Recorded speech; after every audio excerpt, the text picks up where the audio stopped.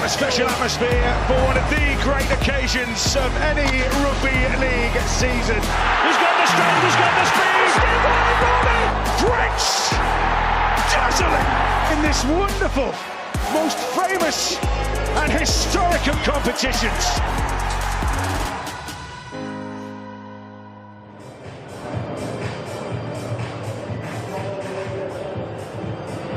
Well, good evening, welcome to Game Day Live on the Sportsman, and it is a big one. Betfred Challenge Cup Round 4 action here at the Totally Wicked Stadium. St Helens against Leeds, a space in the quarter-finals up for grabs. Kyle Amor alongside me. Kyle, let's just deal with the important stuff first. We haven't dressed the same on purpose. We've both turned up and looked at each other and gone, oh no.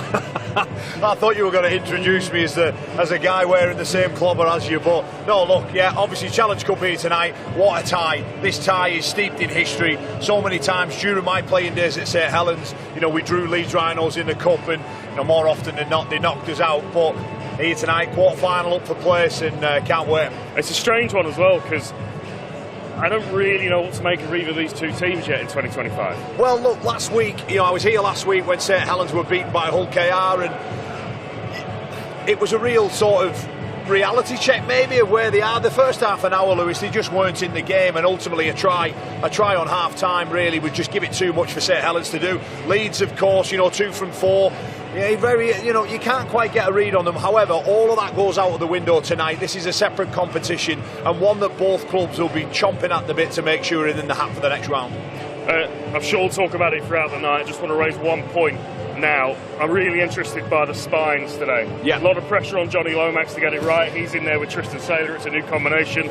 For Leeds, it's a new combination with Brodie Croft, Jake Connor in the halves, and Lockie Miller in at fullback for the first time this season. It's fascinating to see how that unfolds, isn't it? Yeah, definitely. I think Lockie Miller coming back for the Rhinos is a huge boost. You know, his threat, his evasion, his ability to beat people is incredible. Of course, Connor dropping into the halves, how will that end up playing out with Brodie Croft? But you know, last week I looked at the performance of Jack Welsby, and I thought, you know, he tried his socks off. Really, he really was a threat all night, really, at the back. He just sort of, you know, the halves, Lomax and Saylor probably didn't have, you know, they had a pretty quiet game. So there's a lot of questions still to be answered from both sides, I suppose, and we'll get to see what happens over the next 80 minutes. Well, let's hear from the two men responsible for putting the game plans together, Paul Wellens and Brad Arthur. Wello, good to see you. Big night. Happy with your preparation for this one? Yeah, preparation's gone really well. Obviously, we've learnt a few lessons from last week. You know, hope to put them into practice tonight. It's a really big game for us, and we're going to have to make those improvements if we want to be successful. You get the luxury of consistency, certainly across the back line. How big is it for you that you can keep putting the same side out and let those combinations and let that team grow together? Yeah, it's important because we have got a few new combinations in there as well who are, you know, continuing to develop and learn, and it's great to see them improving week on week. But it's always pleasing when you can name a consistent lineup. It's a back line that sits behind a really strong pack. You must be looking to get on top of this game early on in terms of the middle. Yeah, it's going to be a big challenge through the middle for both teams. Most games are won and lost, through the middle of the field, and it's a big challenge for our guys tonight. But they're all experienced players. They've played in these types of games before, so we hope they handle it really well. That Leeds team's had a little bit of a shuffle in the spine. Does that change the way you approach it from a game plan perspective? Different personnel, different challenge presented. We have covered for every eventuality this week in our preparation, but nonetheless it is different, and it's something that we're going to have to adapt to. Big night, big opportunity to take a massive step forward towards Wembley in the Betfred Challenge Cup. Have you spoken about that at all in the week? We've touched on it, the importance of the Challenge Cup for this club, and some of the players that have had the experience of playing at Wembley and winning at Wembley, and we'd like to do that again in 2025 When you get a night like this, how much of a bonus is it to be at home? Yeah, I think whenever you get cup draws, it's always a bonus to be at home, and home advantage with your own fans behind you, so hopefully that gives us a slight advantage again tonight. Best of luck tonight. Thank you very much, cheers. Brad, thank you for joining us. Big night, Betfred Challenge Cup night. How's your week been? Yeah, it's been exciting. This is a good opportunity for us on the back of a performance where we weren't clinically at our best. The execution of our skill, our effort was pretty good, and our physicality was good, but our football wasn't great. So, good opportunity. We know that this competition is a knockout situation, so we've got to be at our best tonight against a very good team. A couple of changes in the spine. How good is it to have Lockie Miller back in the fold? Yeah, look, it's good, and you can see, just his energy and his communication at training just added a bit of spark to us. It's going to be hard for him. He's been out for a long, long time, hasn't done a lot of training with the team, so he's going to be a bit rusty, and at times he's going to be a bit run off his feet. So he definitely won't be anywhere near his best tonight, but it's a good intro for him back in, and it'll take a bit of pressure off our halves. It pushes Jake Connor into the halves. He's the kind of player that you want to get the ball in his hands as much as possible, isn't he? Yeah, and he understands the game really well. Like Crofty's more of a runner, and Jake's more of a creator, and he likes to get his hands on the ball, and like I said, he understands the game well, so he'll take control of the team, and we just need to have that one clear voice, so that we know exactly what we're doing and where we want to play from. In terms of in the middle, it's a big St Helens pack. You must, I guess, you've really stressed the importance of getting on top and matching them physically and getting on top of them. Yeah, they're a good forward pack. They're big. They really come after you. So I've been pretty happy with our forwards and how they've backed up each week, especially physically. But this is probably our biggest test at the moment, and one they're looking forward to, and we'll really know a lot about our forward pack tonight. It could be a massive game in the story of your season. Takes you into the quarterfinals of the Betfred Challenge Cup with a win. How do you go about dealing with that so early on in the year? Look, every game's really important, isn't it? And, like every game, the guys are going out there trying to play their best to win. So we want to make sure tonight, we're not focused too much on the score, but we're more focused on our execution of how we want to play and what we want to look like. We haven't sort of been consistent enough with that.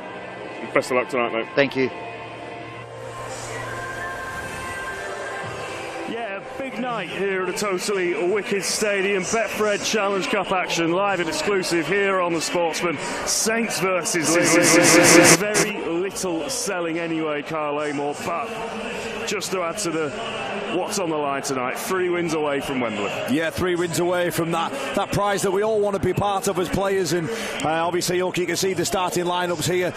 St Helens, Lewis rolling in with that consistency that Paul Wellens talked about, being able to name that pretty much the same 13 from last week. So let's run through that 13, and it starts off with Jack Wellesby at full-back. It's a wing pairing of Carl Felt and John Bennison. Harry Robertson and Mark Percival line up in the centres for the Saints, and in half 6 and 7, Tristan Saylor and Johnny Lomax. They play behind a pack fronted up by Alex Walmsley and Matty Lees. Darryl Clark sits inside them at hooker, and it's a second row of Kurt Sirenen, Joe Batchelor and Morgan Knowles locking in the pack.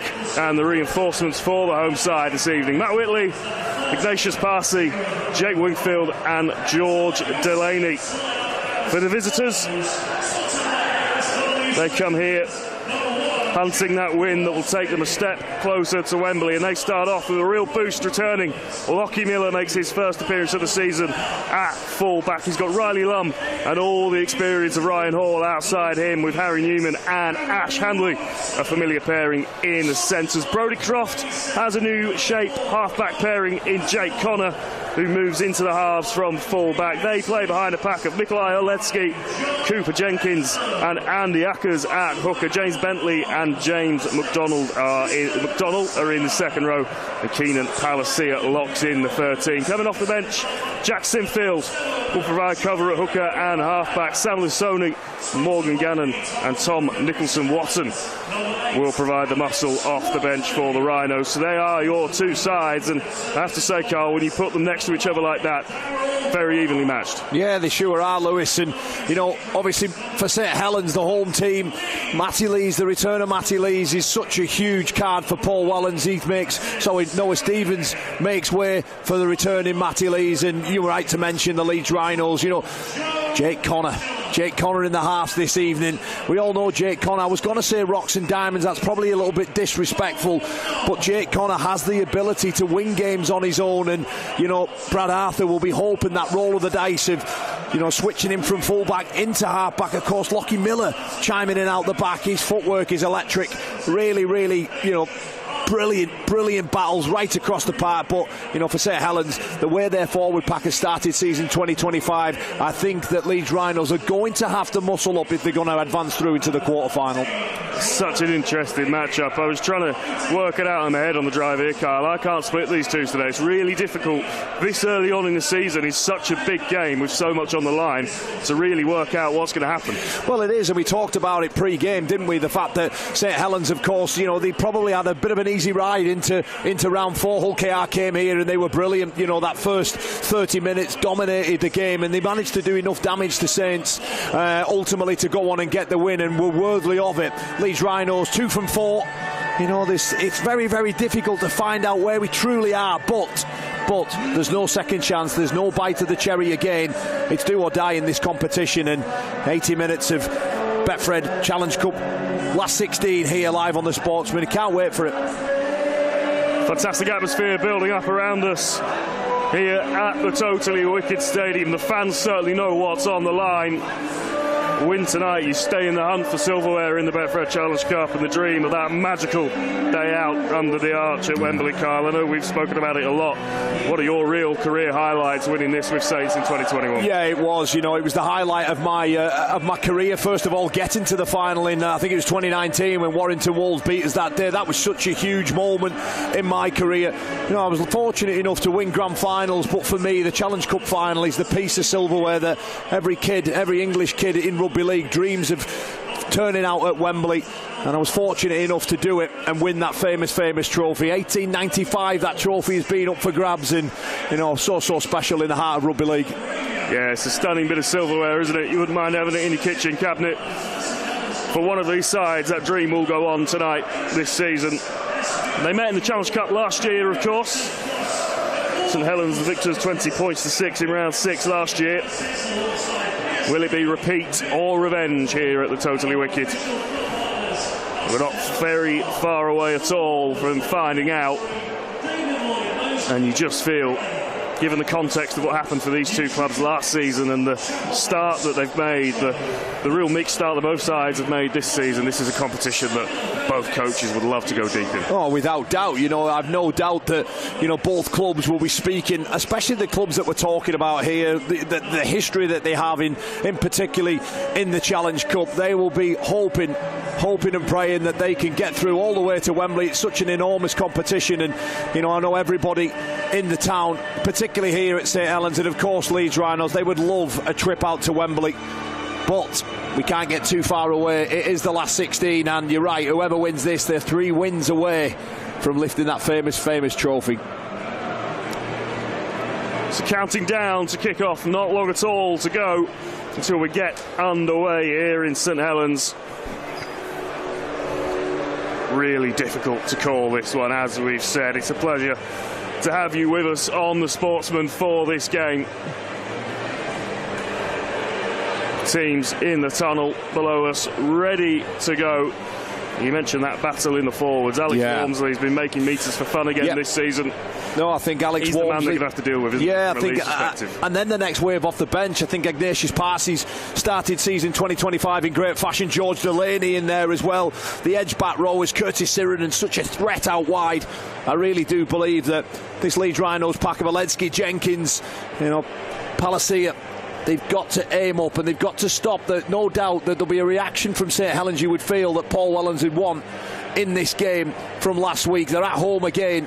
They were humiliated, if you want to call it that, in terms of the result against Hull KR. So here we go, the two teams coming out to the roar of this crowd here at the Totally Wicked Stadium. St Helens in their traditional white and red V, and the blue and amber of Leeds Rhinos.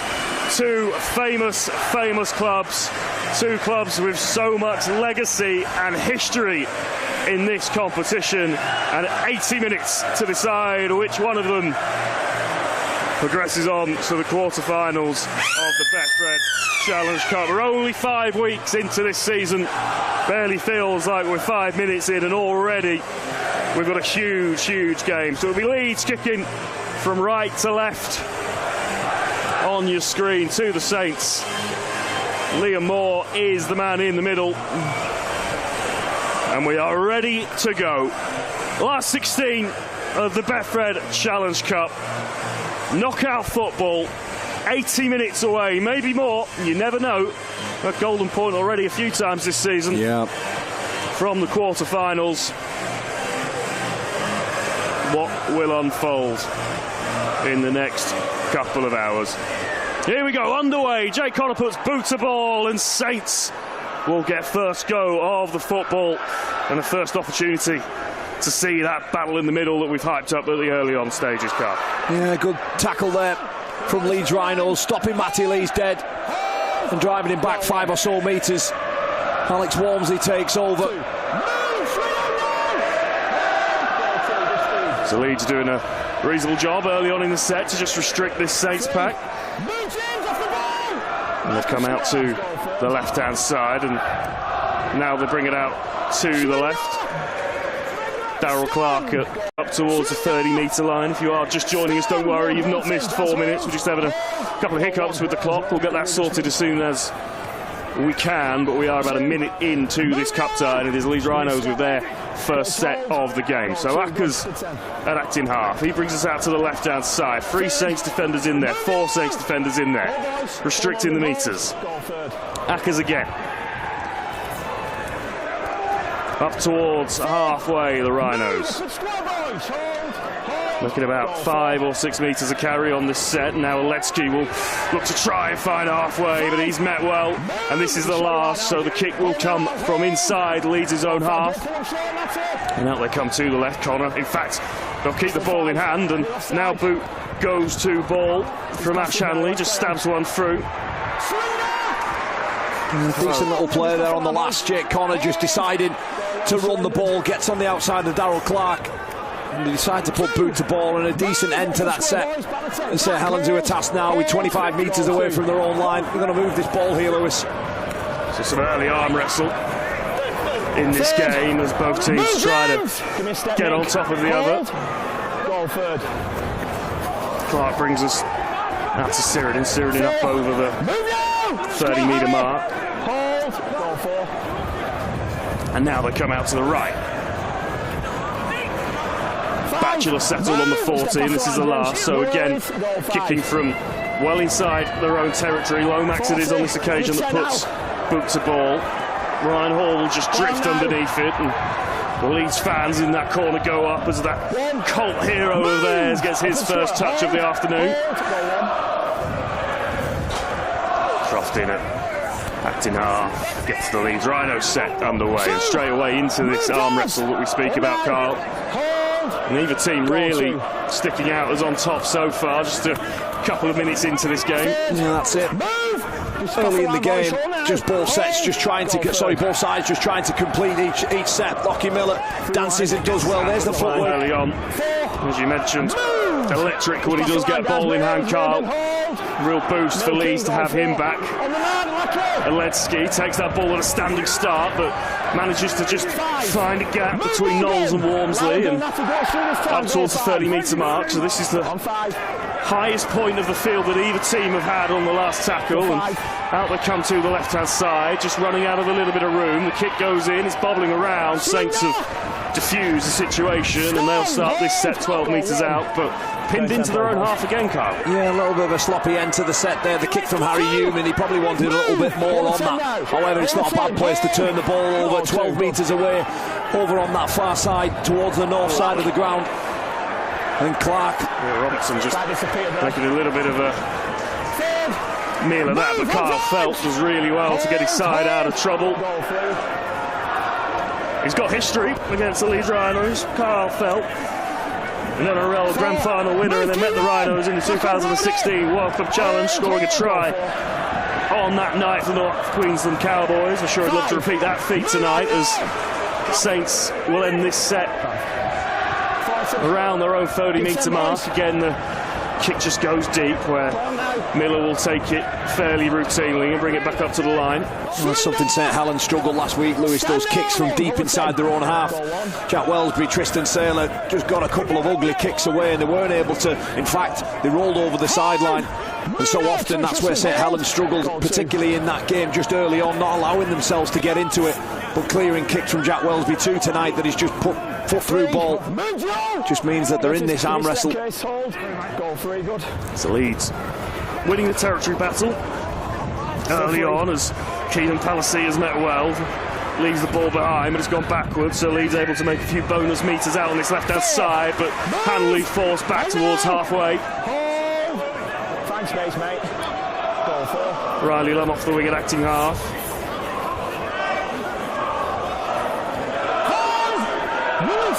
This is the last, so Connor will put this one high up into the air. Take it in fairly routinely by Jack Wellesby, who's then met on the 10-metre mark. Saints fans to our left politely asking for a penalty, nothing given. And again, Saints find themselves early on in this set with the full field in front of them. Felt looking to make some metres off his wing. Restricted, and this is Lomax. Crash ball to Walmsley, who brings it up towards the 30-metre mark. And now we do get the first penalty of the evening. There's a nice little play there, just using Alex Walmsley as that runner out the back. And he generates some decent momentum, wins his side a penalty, and that's the first breaking play we've had, Lewis. The Walmsley's carry just gets in between McDonald and Croft. McDonald just staying in there too long for Liam Moore, and a penalty's given away. And what it's able to do is just get Saints into the opposition half without exerting any real energy. Morgan Knowles now introducing Walmsley once more. Well, he is averaging 168 metres a game, Alex Walmsley, currently the highest metre maker in the Betfred Super League. So if anyone needed any reminding about the kind of weapon that he is. He had a couple of quiet seasons by his own admission, you would have to say, but he looks sharp already. Morgan Knowles coming back on the inside.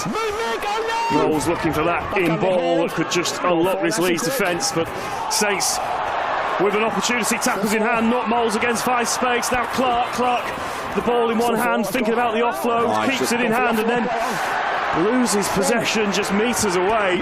Yeah, Clark just trying to do a little bit too much there, Lewis. First sniff of the try line really for either team, and maybe just a case of overplaying, and now it's Leeds who get themselves and piggyback up the field with the penalty. Saints just too keen, and just see here. It's an interesting one, yeah, just overplaying the offload, isn't he? Straight into the hands of Jake Connor. Yeah, backed up an error with a penalty. Morgan Knowles there, short ball back on the inside to Matty Lees, and then decides to carry the ball direct. Gets that offload away, and Clark just does a little bit too much. The penalty's given away. Just feels like in the last couple of minutes the game's just gone up a notch in terms of speed and intensity. Both teams getting a little bit of a roll on, so interesting to see if that continues. It took a breather whilst James Bentley just gets a little bit of treatment in backfield. Connor will put the penalty into touch. He doesn't look too well, Bentley. It's always a big night, isn't it, when you come back to one of your former clubs. This is not how we would have wanted it to start. Still receiving treatment in backfield, so Leeds down to 12 for the time being, but with ball in hand. And Ackers has shape to his left, but numbers also on his right. It is the left that they come to with Connor. He'll just drop it off to Aletsky, who again cuts back in and finds 5 or 6 metres and brings them into St Helens real estate. And now they'll come out to the right hand side. This is Croft. Some decent progress being made by Leeds in this set.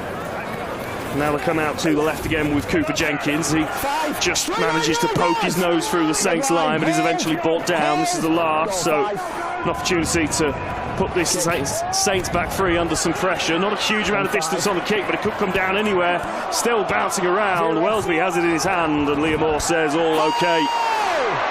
The Saints will start this set 12 metres away from their own line. Yeah, some decent carries there from the Leeds Rhinos middle unit. Nothing flash, just in between the scrum lines, and Aletsky he's been able to allow, and Jenkins just pulled the nose through and beat St Helens' middle with a little bit of footwork. Percival with a trademark carry, hard and direct, running way above his weight. But he's met there well by Palissy. Now it's Sheridan's turn. James Bentley is back on his feet and back in the Leeds line, so good news for him and the Rhinos. And Walmsley again ramping up for a big carry, taking a couple of Leeds defenders, finds his front and gets a quick play the ball, so straight away on the front foot. Well read there by Hanley. 5, move! Ash Hanley just shutting Jack Wellsby down. Sailor puts boot to ball, looks like a decent kick. Now this bounce is going to be telling. It's just taken too many rotations. It's one of those, isn't it? You don't know until you put it in what it's going to do, but just didn't sit up the way that he wanted it to for Tristan Sailor, and Leeds will get the ball back on their own 20. Lockie Miller down at the coal face of it, just knew that that ball was going a bit too hard, too long. There's young Riley Lump. Had a really bright start to the season, hasn't he? Riley Lump, man of the match in that round 2 game against Salford, deservedly so. He was absolutely outstanding.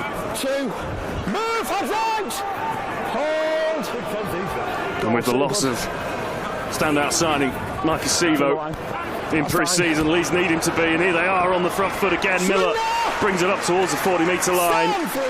Felton Robertson do a good job of just shutting that down, and Bentley takes his first carry since picking himself back up from that knock. Connor manages to get the ball moving again. Ackers out to Palacia. He tries the big Hollywood ball. Mark Percival comes flying out. He misses him first time, gets him on the second. James McDonald rides the tackle and now plays the ball just inside the St Helens half. 5, move, Joe, find me now, come on, hold, go 5. He lined that one up, didn't he, Percival? And now Leeds come down the short side. Croft puts a high one up. Wellsby drifts underneath it, takes it in cleanly, and then looks for safety in field. Met by the Leeds defence, who look to try and push him back towards that goal line, but just manages to find the floor. One thing I think the Rhinos are doing really well is ending their sets, asking St Helens to come off their own line.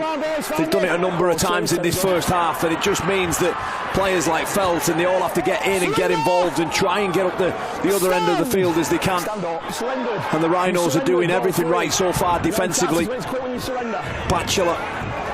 Well, it's an interesting one for Saints this season, isn't it, with the personnel change? Tommy Makinson was almost first cab off the rank pretty much every time, wasn't he? Adding yardage, getting the team upfield. Carl Phelps looked more than happy to step into those shoes so far this season. They're always a team that will use those outside backs at both ends of the field. That kick comes in, trying to split Lum and Miller, but Riley Lum gets himself underneath it. And again, Leeds starting this in a reasonable patch of field. Yeah, Brad Arthur's got to be delighted with how his team have started on the road. Jack Wellsby coming up with a kick deep inside his own half. Out to the left. Finds Ash Hanley, who just couldn't quite get away from the covering defence. Miller now at acting half brings us out to the right, where Riley Lum will just try and step his way through a couple of tackles, brings his side into the St Helens field. Oh, huge shot goes in from Morgan Knowles, didn't miss there. And a few big ones already this evening. And now Connor plays up to the line, now finds Miller. They look out for Riley Lum, the pass is behind him. Does a reasonable job of tidying out. The Robertson's all over him.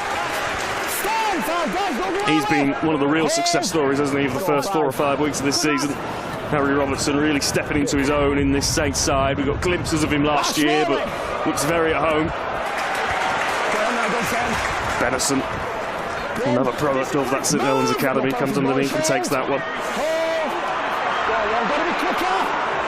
And now Wellsby out to Robertson, who's dived on by a couple of Leeds defenders. Connor and Hanley in there. But again, it's the Rhinos working really hard in defence that's really limiting what St Helens can do with the ball. Here's Kyle Felt, and again he's stopped for no real meaningful gain. And now Clark looks to jump out from dummy half, and he does. Trademark from Clark, bringing it up to halfway. Much needed metres on the 4th, so as we come into the last, Saints are kicking from a reasonable platform. That is, Wellsby puts it up into the air, but it doesn't really go anywhere. Bouncing around, Saints keep it alive. Here's Lomax, but we're going to come back. It's another scruffy kick from Wellsby. It's the first one we've seen, but we saw a couple last week when St Helens were put under pressure by kicking from inside their own half.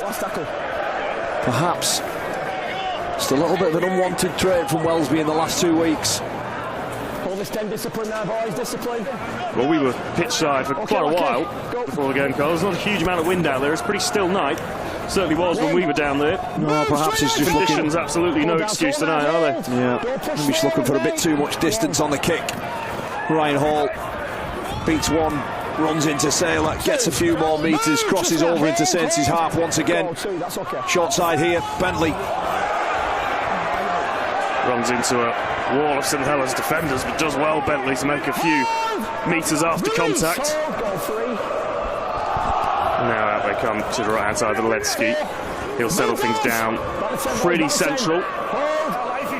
Shape on both sides of the ruck, but it's to the left-hand side they come with Connor, who'll stab a kick through, and there is space behind that line. Wellesby has to go back, but he's forced over his own goal line, and that's a really good end to the set for Leeds. Well, there's two nice parts of that play. One, the beautiful weighted kick from Jake Connor, but the chase from Rocky Miller to trap his opposite number. Work hard, knows Wellesby's there, he's got to get there. He beats him to the foot race, but it's this part I like. Catches him, throws him over the dead ball line. 6 more. And you have to say, Lewis, this has been all Leeds Rhinos so far. It's an eyes-up play, isn't it, just to see that there was no one at home behind there. Put the kick in early on in the set. Yeah, they're winning the territory. We saw last week St Helens had to do this. And it took them 30 minutes before they had any decent real attacking position. And apart from that once where they got down there and Darryl Clark come away with the ball. And Ledsky carrying that one off the back fence, and he's still going, gets his side up to the 40, so a full set in their pocket. What can Leeds do with it? It's not the quickest play the ball, but they'll bring it out to the left-hand side. Miller gets it away to Lum with the basketball bounce pass. Lum settles it on the 30-metre line. Hanley in an acting half. Now they come to Bentley, who'll just crab along and try and look for a space. He runs into Alex Walmsley, which is the opposite of a space. And now they come out to the right, and Palacia will have a go and make some decent metres and then finds an offload. So Leeds marching upfield, getting themselves into a really good platform. They should at least get an attacking kick out of this. They could get more. Out they come to the right-hand side. Here comes Newman crabbing across, still trying to find a way through this St Helens line. Stop just a metre or so short. This is the last. No, it's not. It's a penalty. Messing around at the ruck. The ball comes loose, and Liam Moore says too much going on from a St Helens perspective. Well, I think they'll take the 2 here. Points on offer. Harry Newman does ever so well, just skirting and one of those trademark runs, trying to catch a lazy defender out. And there's just too much hands in on the ball. And he wins his side a penalty, and I actually think on the balance of play, I think St Helens might be relieved that they're giving this 2 away, because if they had another set, you felt that it was coming, you felt that they were more and more threatening. But in knockout football you do take points when they're on offer, so how important these 2 points will be in the context of this game, well, we may get to see. But it looks like from Jake Connor, the position he's at just on that right post, 11 metres out. Can you imagine this will be 2-0 to the visitors? It should be fairly routine for a kicker of Jake Connor's calibre. But of course the commentator's curse is a very real thing. So we'll just wait and see what happens.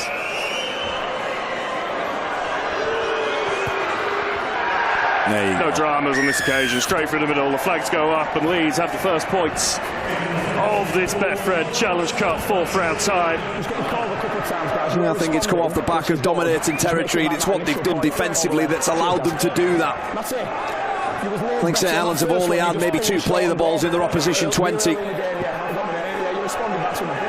But in the half of St Helens, Leeds Rhinos have pretty much been camping down there for the opening quarter. Stay behind, boys, please. Nice and tidy in the ruck. And Kyle Felt looking to restart us off here. Okay, mate. So Felt puts boot to ball. Deep kick-off.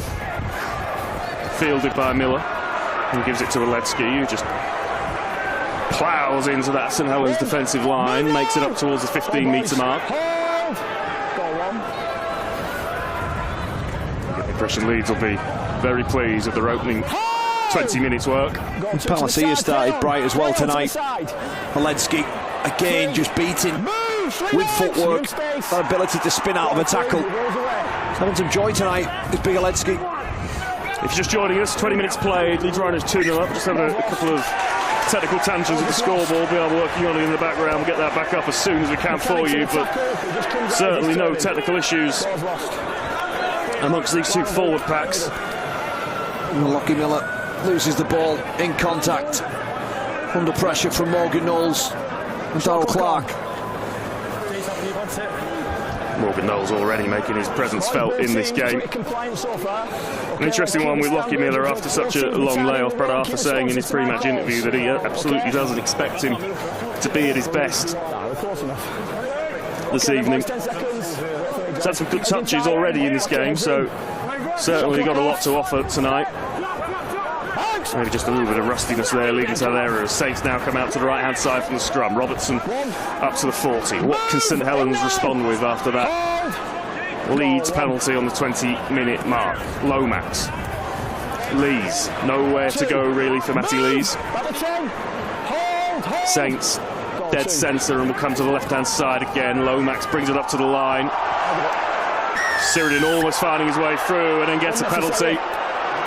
Yeah, Palacia taking Lomax off the ball once he's releases that short pass to Sheridan. He gets his arm free. And Palacia on Johnny Lomax, a needless penalty to give away here, Lewis. There's no need. The pass is gone. He just can't help but just let his little half-back know that he's there. So Saints choosing to keep it rolling, keep the ball in hand from the penalty. Probably on the balance, the percentage play, not a given that penalty goes over from that kind of range. Lomax will just keep the ball in hand, makes some decent meters as well. Johnny Lomax gets the legs pumping and brings his team up over the 20-metre mark. So, by far, the best attacking platform of the night for Saints, and Walmsley nearly goes through, but Leeds just do enough. Sailor now puts a kick through. Too much. I don't know if that was just a flash decision under some pressure. Tackles in hand, a bit of a strange decision from Tristan Sailor. Yeah, not the best kick from Tristan Sailor. But they like the play before. Morgan Knowles using Walmsley in a tight space, isolated one-on-one, trying to generate the ruck speed. And Tristan Sailor just diffuses any threat there with that kick. Too much weight on it, and it's Leeds Rhinos who now on play 3, they just look to crab towards the 40-metre line. Harry Newman, maybe looking for a high shot there. Ackers goes himself. He's run from belly half more than any other player in the league this season, averages about 5 of those scoots a game, so any quick play the balls he will look to get on the back of, and his team is still going here as Hanley finds some space through the middle and nearly races away. There's a footwork just causing all sorts of trouble for St Helens in that middle part of the field. Croft looks to kick over the back. Percival deals with it well, but again St Helens are looking at a lot of field to cover. Well, again, a really nice end to the set for the visiting team. Just turning it over in that 10-by-10 box on the far edge of the field, asking St Helens through Kyle Felt once more just to carry that ball with purpose, but they're well met by the blue and amber shirts. So Clark this time gets on his bike and gets a penalty for it. Cooper Jenkins. Again, he's just decided not to work hard enough. Darrell Clark, the quality that he has. Oh yeah, I was just going to say, he knows how to spot that, and he recognises that the marker is a square. He gets his side a cheap penalty. Probably got the best nose for an offside in the league, hasn't he? Darrell Clark knows when he can get on his bike out of dummy half and try and catch a team unawares, and that's exactly what he's done there. And his team are now up to the halfway line. Lomax brings it out to Walmsley, who again comes crashing into that line from deep. Leeds restrict the metres on this occasion, and again they'll come out to the right hand side. Sailor brings it up to the line. He was just looking for that runner, Joe Batchelor, to put through, but ran into too much traffic to risk the offload. So here comes Wellesby. Nothing really on the left for him, so he'll keep the ball in hand. Clark brings us out to the left. Knowles to Leeds. He's brought down 27 metres away from the try line, so still attacking potential in this set as well. As he brings us out to the right, and there's a real mess going on in front of us. Sailor will just surrender. A wasted tackle really from the Saints' perspective. And this is the last. So Lomax puts the ball up in the air. Felt gets up to it, brings it down. Offload away to Felt. Felt in the corner. What a finish that might be. Kyle Felt opens the try scoring for the night with a Superman finish. And from nothing, Kyle, Saints are on the board. Yeah, it all comes about of that penalty from Cooper Jenkins. Darryl Clark with the ability to spot that. And a couple of plays later, the kick's a high one. It's a hanging one from Tristan Saylor. And then the competition between Felt and Lockie Miller. Felt climbs high, back to Batchelor. Batchelor with the presence of mind at offload, and Felt over in the corner. Kyle Felt scores. The St Helens hit back. Well, it still takes some finishing, doesn't it, when they get the ball out to him?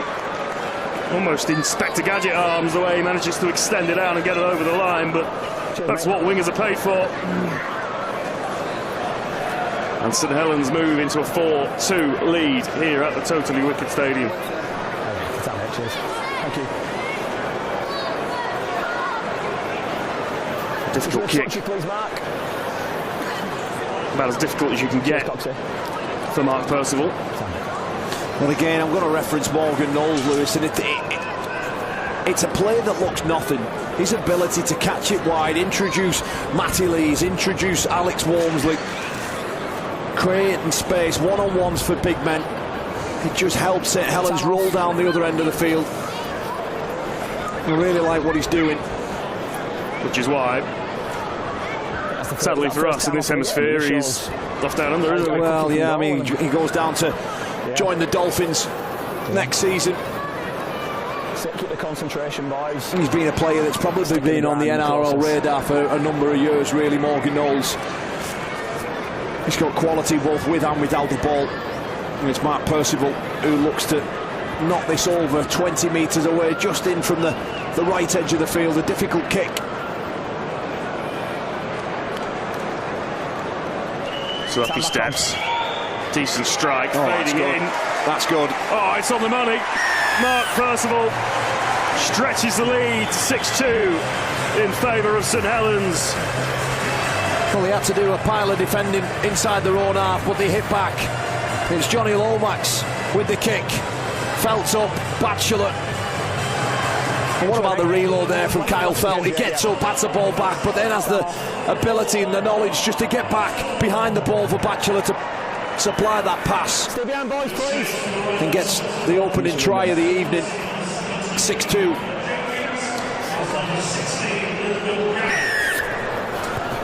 So 28 minutes played in this cup tie. It is St Helens who lead 6-2 here at the Totally Wicked Stadium, courtesy of that super finish from Kyle Felt, and then an equally good kick from the sideline from Mark Percival. Tell you what, Kyle, if it wasn't before, it's game on now. It certainly is. You know, I think Leeds Rhinos, Joe Batchelor, I thought when he carried that ball, he gets his head in a very, very awkward position. I don't think there's anything in it. There's a low tackle and he's falling to ground loose. He gets his head in an awkward position, and I imagine that he might end up going for a HIA here. He looked uncomfortable from where our viewing. Just watching, he's falling into ground, and it's, yeah, I think it's Ash Hanley, the initial contact. Yeah, there's a Jay Connor in there as well. Nothing in it, as you say. Malicious, just the nature of the game. Back up on his haunches, so hopefully he's able to carry on, but then we'll take every precaution with him, of course. Just going back into the game, Lewis, I think it's an important 5 or 6 minutes here for Leeds Rhinos. Again, they've dominated territory, but they haven't been able to come away with any points here. Helens get, I think that's the second opportunity down there, and they come away with points, so it's important that Leeds Rhinos aim up here defensively, keep working and keep trying to stop this momentum of this forward pack. So back onto his feet, Batchelor. Just having a chat with the physios, and they are going to take him off for an HIA.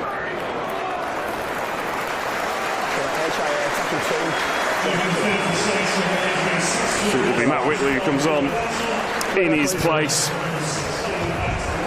Hopefully not the end of Joe Batchelor's night. Fantastic offload in the build-up to that try. Now Knowles. Bumper cars in the middle, and St Helens with a little bit of quick ball, and now they'll look to apply some width. And here they go up the left-hand side with Benison. Benison cuts back in. Brought down, but first time we've really seen Sage try and stretch the game inside their own half. 5, move Keenan! Overcome, hold. Walmsley again getting through some work in the middle, the big man. Outside. Lomax puts boots the ball, tries to catch Ryan Hall out tracking back, but he's underneath it. Up over the 30. One. Move! Up and square boys! As you say, Carl, a fascinating period of play between now and half-time, because there is an opportunity, even for Leeds, an opportunity for one of these teams to go into the break with the wind in their sails. Well, that helps. Yeah, Miller still going. Fantastic footwork nearly through the line. Maybe should have backed himself there, but he's eventually wrapped up and brought down. Just for a split second, it looked as if things had opened up for him. Third. Move now! Occupy, please. Hold. But Leeds, dead centre. Oh, Percival. big shot comes in. Percival. It's not the first time he's gone hunting tonight. Doesn't quite pull it off on that occasion. Maybe came off a little bit worse for wear, but goes back into the defensive line, and now Leeds are on the front foot. Really short, flat ball from Connor. So it's his defensive line holding firm, and now they'll come out to Connor again, who short and high seems to be the approach from both teams for the kick tonight. That takes an awkward bounce. Batted back for Connor, who manages to recycle out to Ackers. Could be space on his left-hand side if they can use it, but the referee is going to pull us back. I think he's saying that there was an offside at the kick. Just have another look at it. Awkward bounce. Palacia knocks it back. Yeah, I think that's where he balls. I think it's Palacia's in front of the kicker initially. And when he touches that ball, he's in an offside position. The penalty's given away. Ignatius Parsi fresh onto the field. Yeah, another interesting point about this part of the game isn't there's bench rotations starting to come in. Alex Walmsley taking a breather. He's made a lot of progress up the middle, so it's been massive this evening so far. He may look at the end of his stint as a bit of a cool, though, as you say, as you mentioned earlier on. It's a fair old reinforcement from the bench, isn't it? As Parsi makes his first carry up the middle and almost finds a bit of joy with a line break, but just hauled in. Percival again coming back on the inside. He stopped just short of the 40. Lomax back on the inside, that inside ball to Knowles, who's dragged down without making too much progress. So this is the last. Lomax will put it up in the air. And again it comes down, it's not clean. The referee happy with everything and gives it no further thought. It's Leeds' ball. Just looking for a carbon copy there for Kyle Felt to try and bat the ball back. Leeds make substitution of their own, and Ledsky coming off with Sony taking his place. Ryan Hall off his wing, getting stuck in yardage. And now was Sony with his first carry, bumps off Morgan Knowles. It's been a real entertaining battle in the middle, hasn't it, Carl? The first half an hour of this game. Proper firefight. As that kick's put in behind Kyle Felt, he has to track back all the way to his own 10 to pick that up, and then puts the ball out to Wellesby, who tries to find some space, but none on offer. Yeah, massive kick there from the Rhinos. I think Rhinos' kicking game has been pretty spot on. Well, I think Brett Arthur will feel at the moment that his team are carrying out the game plan pretty well, barring an unbelievable finish from Kyle Felt. Ooh, huge shot goes in. It was Brodie Croft making his presence felt. Lifting Percival off his feet. Matty Lee's just trying to grab across the field. He gets to the centre part of it, 40 metres away from their own end. Another deep kick coming from Wellesby. What's this one like? Whoa, there it is, the shot again on the replay. As the kick goes in deep, and Miller again looking for a hole in the kick chase. Robertson in there to make the tackle. Hold. Go on. Alongside Matt Whitley, and 2. just feels like both teams waiting for the other one to crack, throwing everything at them in this period before half-time. Hall again, making himself busy in the middle. Off that ball. Go through. Ackers brings us out to the left. Is Wasone. Takes 4 St Helens defenders to bring him down. Hold this 10. Hold. Go 4. Ackers out to Croft. Croft up to the line and then brings it out the back to Connor. And there could be an overlap here if they want to use it. Leeds, they don't. Lockie Miller brings it back on the inside, and little loop around. Still going Miller, trying to step away from the Saints defence. Knowles shuts it down. This is the last. On 5. Connor will put boot to ball once more. Okay. Should be a routine take for Wellesby underneath. It is. And he'll just take the direct route on the kick return and get about 10 metres for it. It's felt quick, Kyle, hasn't it, this game? It certainly has. There's just under 7 minutes left on the stadium clock. As Clark looks to get out, goes left and finds Bennison. And you feel that the game is just starting to speed up in the dying embers of the first 40. Goal 3. Delaney. Another real bright spark of this St Helens Academy. They just roll off the conveyor belt, don't they, in this part of the world. Sirenen met really well. Brody Croft again. Oh, yeah. And the ball comes down and it is lost forward, so Leeds will regain possession. Well, Brody Croft puts the shoulder in. There's a real battle, isn't there, going on that far edge. Percival's been throwing himself about Brody Croft with a few bell ringers. They've hit Curtis Sirenen a number of times on that soft short ball. On the right edge of the Rhinos have defended it well, and on that occasion I think Sirenen just tries to promote the ball with numbers in and around him and spills it. Much to the delight of the travelling Leeds fans. Let's get in. On that far side. Looking tight. Heads in tight, boys. 10 seconds. Last won this competition in 2020, but of course that was the COVID Cup final, so to speak, behind closed doors against Salford, so they'll feel their long overdue a trip to Wembley Way. And now here comes Ryan Hall on the right hand side, nearly goes through a gap, St Helens defence recovers.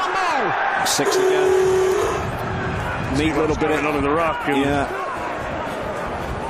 Leeds get a brand new set in a decent part of the field to have one, so now they come out to the left hand side. Lazone will just put that up his jumper and charge down the middle.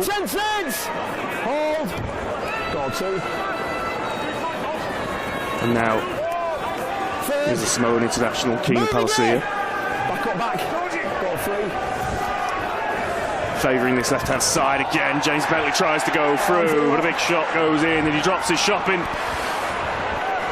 St Helens have the ball back. It's a great tackle from Morgan Knowles on Bentley. Just holds, checks, and then releases his left shoulder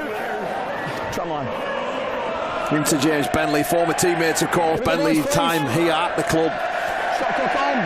And Morgan Knowles just dislodging that ball.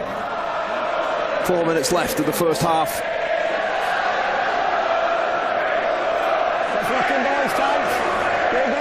Both sets of fans getting into the game. No quarter given from either side. We said we thought this one would be close. All the indications in the first 37 minutes is that is exactly what this game is going to be. Just Kyle Phelps try separating the two. Hold this 10, hold. Goal 1. 2. What's the thought process here for Saints with 3.5 minutes or so on the clock? You just getting through your sets and getting to the break? 100%, yeah. Just roll down the end of the field, put a decent kick in, and then flip your mindset into defending it out. Once the Rhinos, with time left on the clock, will get another set for sure. Move on now. Goal 4. So Clark again jumping out from dummy half and give it to Parsi. He'll take on 3 Leeds defenders before eventually being brought down. Hand in the air from Liam Moore, so this is the last. Welsby will put boot to ball to try and turn Lockie Miller around, but he's able to just drift backwards and take that on the full. And now he'll look to return with interest.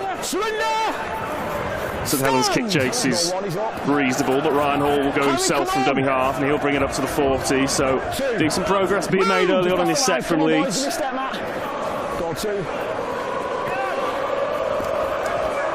Riley Lamb, the next cab off the rank, looking to try and take his side into positive equity. Ackers. Palacia, he does get up over halfway. This time they go down the short side, but Ackers has left that ball behind.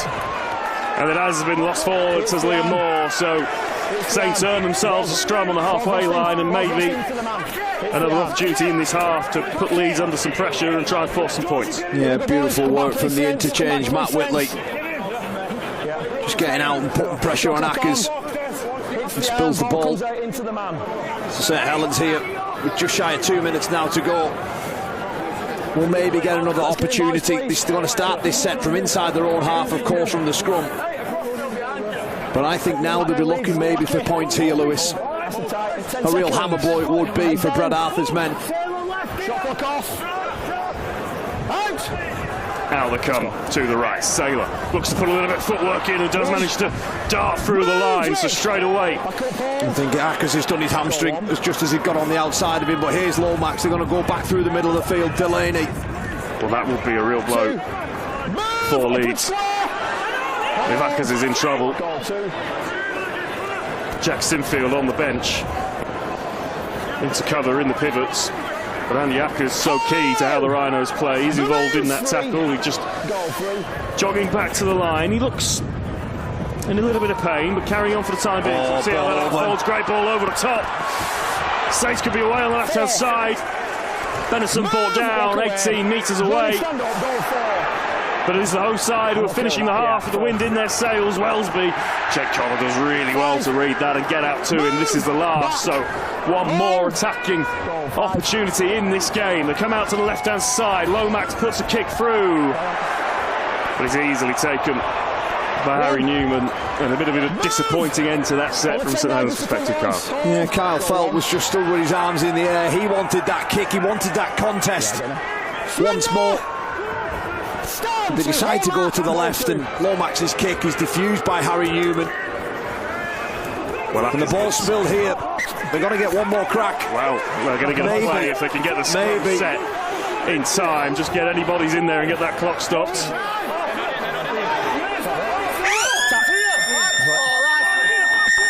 And we are going to get one more play in this half. That will be that for the opening 40. Or what an opening 40 it's been.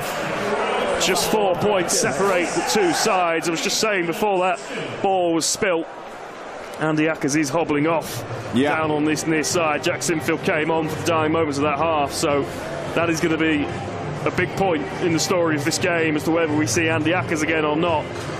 Leeds fans will have their fingers crossed that it is just precautionary and he can return. But as we go into the sheds, 40 minutes into the story, it is St Helens who lead by 6 points to 2, a 4-point lead, courtesy of that Kyle Felt try. Yeah, Kyle Felt's try there separates the two sides. Of course, that penalty about 25 minutes in, I think it was, where Leeds Rhinos decided to have a shot at goal. I think it was Kyle Felt's reply that gets the scoreboard as you see it there, 6 points to 2 in favour of the home team. So let's just remind ourselves on how that game unfolded, and this was the first tick on the scoreboard. There was Harry Newman just checking back across, trying to find a little bit of space. You felt at this moment in the game that the Rhinos were having momentum, but of course in knockout football they decide to take the two. Jake Connor there just puts it through over the black dot, but then the reply came from Johnny Lomax, the kick up from him, the back from Felt. Just look at his reload here behind the ball, and Felt's over in the corner. Again, the kick from Lomax, the contest. I think we'll see this play again, no doubt about it, in the second half. That angle shows you just how good a finish that is for Kyle Felt. It's just how high he's able to get up, using his 6'4", 6'5" frame to climb higher than Lockie Miller and pat that ball back.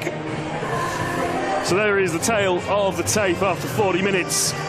Just a solitary try in the game so far, courtesy of that Kyle Felt finish. Leeds Rhinos are very much in the cup tie as we head to the break. It is St Helens 6, Leeds Rhinos 2. 40 minutes to decide who takes the next step on the road to Wembley. Of course, it is on the horizon. Some other cracking cup ties this weekend in a competition like no other. And the derby, a rivalry we've not seen for a while at the weekend, as Widnes and Warrington lock horns. What a special atmosphere for one of the great occasions of any rugby league season. He's got the strength, he's got the speed.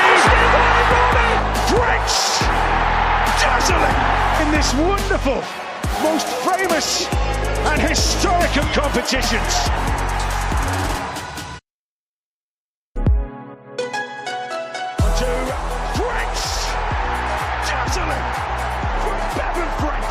Well, I've never been to a rugby match, so it's just cool to see it. I stayed in like Wembley. So. Well, I've been coming 27 years on the bounce, so it's a given, isn't it? We're always trying to get people involved, yeah. Oh, it's just fantastic. It's all very neutral. All the fans mixing together. It's just absolutely fantastic. Brilliant atmosphere, the lot. Super. Yeah. Rugby league at its best. Good people. Having a good time. The rugby was great. Being with my mates, yeah, it was really good. Incredible. It's just magical. Magical. You come to Wembley, it's a magical experience. It's fantastic. Oh, the match experience was electric. Absolutely electric. I love the way that everybody gets on so well with each other.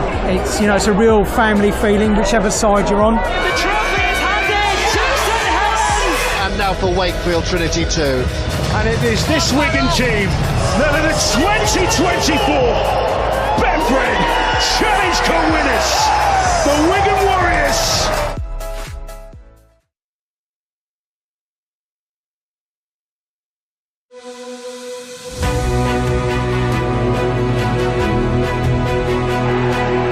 Well, I mean, the rivalry, I remember, when the trains used to run, it just doesn't happen in rugby league really, but when Widnes used to come to Central Station, there was an armed escort. It was crazy really, because that sort of thing doesn't happen now, but the rivalry was immense with us just being down the road. Some of your work colleagues were Widnes, just a few miles down the road. It was great banter, and that's what rugby league is, predominantly just good banter. The two towns, everybody works with someone who supports the other team. Friends, family, there's a real respect between the two sides, but at the same time, as soon as you cross that white line, it's all about winning. It's as simple as that. I'm excited to be actually a part of it. It's been the first one in a long time where it's been a competitive game too.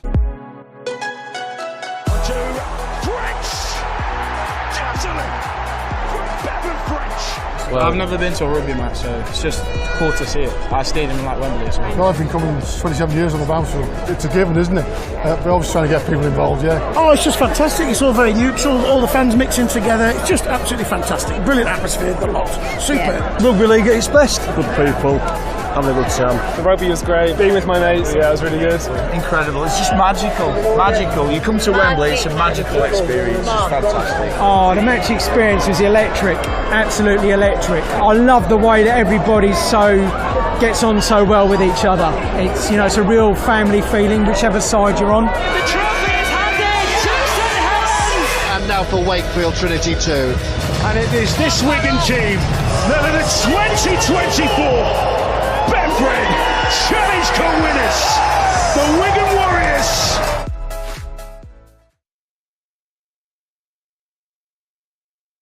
What a special atmosphere for one of the great occasions of any rugby league season. He's got the strength, he's got the speed. French, dazzling in this wonderful, most famous and historic of competitions.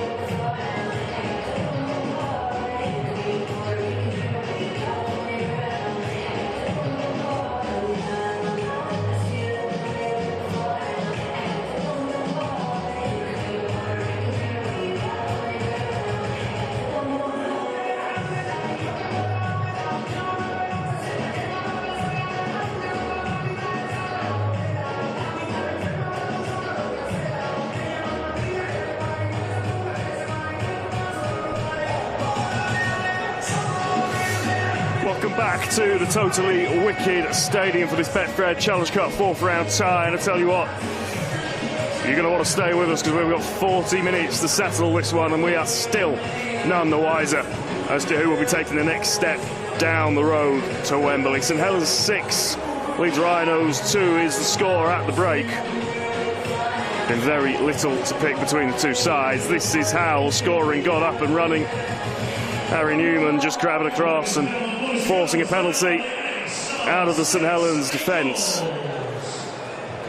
right under the shadow of the post. So nice easy job for Jay Connor to just brush one over and get that scoreboard moving for the first time this evening. But how about this? As a response from St Helens, Kyle Felt does the first job of just getting up and knocking the ball down, and then does the second job of getting that arm out and scoring in the corner. The only try of the game so far, but I tell you what, it's a beauty, isn't it? And St Helens go into the second half with a 6-2 lead. Slight concern, major concern I would imagine, for Leeds right at the end of that half was Andy Ackers limping off, which looked like some hamstring injury perhaps.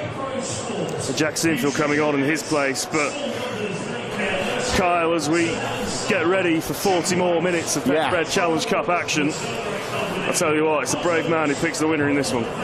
Yeah, look, there's not really, the scoreboard suggests clearly, Lewis, there's only 4 points that separates these two sides, but I felt that, just reflecting on that first half during the break, I just felt that Leeds Rhinos kicked the ball, they ended the sets very, very well, and they aimed up defensively. But St Helens, they have that ability to absorb pressure and then score up the other end of the field. That's what they did through Kyle Felt. But for St Helens, I just think that, perhaps they just need to focus on getting rid of that ball a bit better, really. Sorry. A couple of kicks that we saw there, just not quite where they needed to be. And I think for Leeds Rhinos, they'll be looking to up the ante and try and get a couple of points, really. They have to do that. But it's all still to play. We spoke about at the beginning of the game, the battle in the middle. The Leeds have fronted up, there's no doubt about that. So far, they've met every challenge thrown at them from Saints, and likewise, Saints have been pretty level to what Leeds have thrown at them. But there really isn't, not really a lot that's separating this. It's very difficult to think or call what we think will going to happen. I actually came into this game, I thought St Helens would be white hot tonight. I thought they'd be, points at premium, but credit Leeds Rhinos, they've defended very, very well, particularly down their opposition end of the field as the players re-emerge here. 40 minutes to settle this one. Maybe more, maybe we'll go to golden point, judges' decisions, the whole lot. Not the highest scoring first half, but plenty of entertainment and a moment of magic from Kyle Felt. The difference between the two sides as we get ready for the second half, it will be Saints kicking off. Just a quick scan of the two teams will tell you that Andy Ackers has not come back out. Jack Sinfield will start at hooker in the second half for Leeds. We'll try and get the latest on Ackers as the half goes on, but he's just come out of the tunnel walking pretty gingerly. We saw that after electing Jared O'Connor as 18th man, and a risk, a gamble maybe. We don't quite know if that's a fitness thing or not, but Jared O'Connor, if he'd have been on the bench, he'd have been a quality replacement for Ackers. Instead, you've got a makeshift half now playing as a 9. We'll see how that unfolds. So here we go, second half coming up here on the Sportsman. Felt gets us back underway, and we are 40 minutes away from the Betfred Challenge Cup quarter-finals, Kyle. But who's going to be in it? Leeds with the first set of the second half. It just feels, perhaps I'm pointing out the obvious, Carl, but it just feels that the first 5-10 minutes of this second half. Really important if either team can get themselves on top and get a march downfield, get the territory battle under control. Maybe they'll be able to just get this game under control, because we've not seen that from either team yet. No, I imagine the second half starting as a carbon copy of the first, and I think you're right. I think the first sort of 5 or 6 sets will just nullify and cancel each other out before we start to see maybe a little bit of opening up. I think we've yet to see a line break in this game.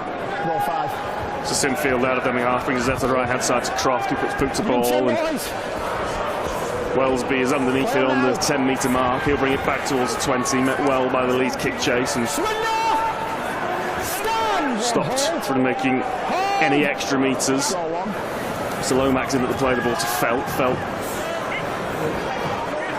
Nowhere to go really, but just manages to steal 2 or 3 extra metres after contact. He's Harry Robertson. Not seen loads of him with ball in hand, but he's been pretty solid in his defensive work tonight.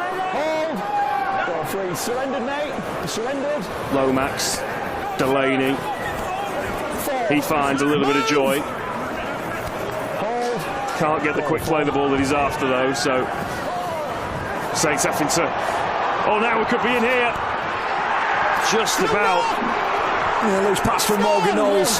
Shut down, but as you say, that loose pass from Morgan Knowles nearly opened things up for Rash Hanley to get boot to ball and race away, but the St Helens covering defence just about able to stop him. But they've got a full set to try and stop here, 20 metres away from the line. And we go back to 0 again.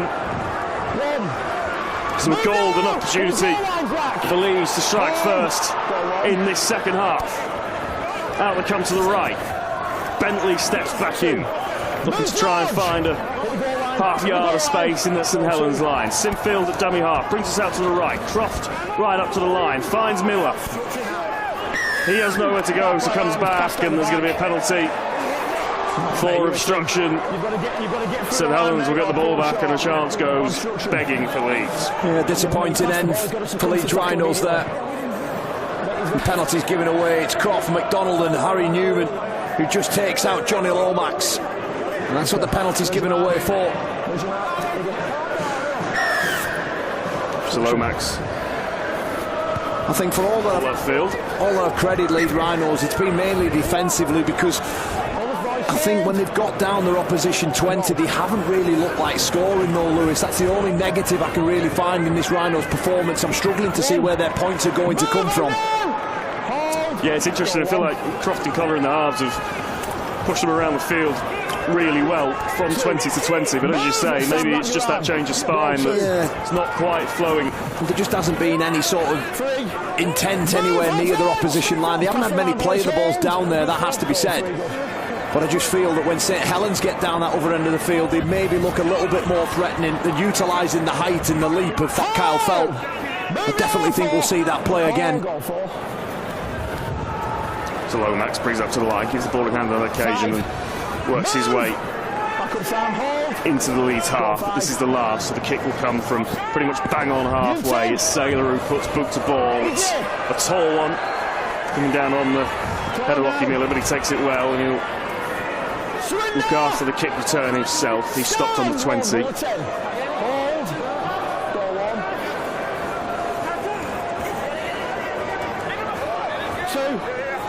Now it's Saints' turn to try and turn the screw in defence and bury Leeds inside their own half. We spoke about it in the first 40, but I think that first bench rotation is going to be really key, isn't it? Really interesting to see who comes out on top of that little exchange in the game. I'm sure both teams have spent the break fueling their middles back up. Alex Warmley and Nikolai Aletsky getting themselves ready for second stints as Croft now brings it out to the left, and Croft does find some space and he can't quite get the ball away. James McDonald was on his shoulder, but the offload not quite on, so a warning shot from Leeds, but safe survive, although that kick has come down into the hands of Riley Lumb, and Lumb could be through. Gets the offload away, that's taken 6 more. Come off the St Helens hand, and it is 6 to go. So what a chance this is for Leeds, and the Rhinos fans on the far side lift, urging their team on. Stanley. He's fought down 8 metres away. They've got all the shape and numbers stacked to the right, but they come left. Nearly forcing the way over on that far side. They will have to come to the broadside on this occasion. So Sinfield, this is Lasone, looking to try and just change the direction of attack and turn the hips of the St Helens defenders. Connor just checks his run, gives it to Croft up to the line. Percival with a really good defensive read, just cuts Lockie Miller down. Still tackles in hand for Leeds, so still a golden opportunity to get their first try of the afternoon. The kick goes through, and now that ball's come loose. The referee's got a little bit of sorting out to do here, and there's going to be a goal line dropout. Yeah, I think Jack Welsby grounds the ball, Lewis, before it rolls underneath him. Harry Newman getting out and just trying to file Brodie Croft through, chasing. Welsby's does enough to get there, ducks the ball down, and then it comes underneath. St Helens under the cosh here. An inability to deal with that kick, that towering kick from Jake Connor. Bounces kindly into Riley Lum's hand before Ignatius Parsi then touches Bentley's pass and gives 6 more away. Now they have to defend now their third set here. So just word from the sidelines, Joe Batchelor has failed his HIA, so he will sit the rest of the game out. So both teams losing important players to injury. Our club doctor Simon Perrott ruling Batchelor out of this one. The short ball there, just on the Sony, overplaying. Teams have been guilty of that a little bit tonight. Didn't need to do that, just needed to keep building pressure on St Helens. It's Mark Whitley. The pass was probably on, the execution of skill not where it needed to be. So Parsi with the carry up over the 40. Clark can choose left or right here. He chooses right to Saylor, who brings it up in the line, and Robertson's away on the right hand side. Harry Robertson with the break. He's got Saylor on his inside, looks to Jory Miller. Saylor could be in for Saints, and from nothing again, Saints are over. Brilliant from the youngster Harry Robertson, and Tristan Saylor on hand to finish. Take a bow, Harry Robertson. He has been sensational so far for St Helens in this season, and it's the youngster who breaks away, races down the other end of the field before a beautiful ball to Saylor. Saylor and Robertson combine, the old 1-2. Just gets on the outside of Lum, doesn't he? And for such a young man, the composure to time his pass, draw the full back in and put Tristan Saylor away. That's a neat try from St Helens. Saylor to Robertson, who has a little bit of work to do. His evasion gets on the outside of Lum. And Saylor backing up his pass that released Robertson. And all the traffic in this second half had been eastbound. It was Leeds Rhinos who were on top. And then in the blink of an eye, Harry Robertson breaks the game wide open and Saints extend their lead. I said that, didn't I, about how St Helens have the ability to absorb pressure and then hit back. We saw it last week when their solo try, and Mark Percival looks to add the extras. It's an easier effort, isn't it, than the first one he kicked, and he did that one with a fair bit of ease.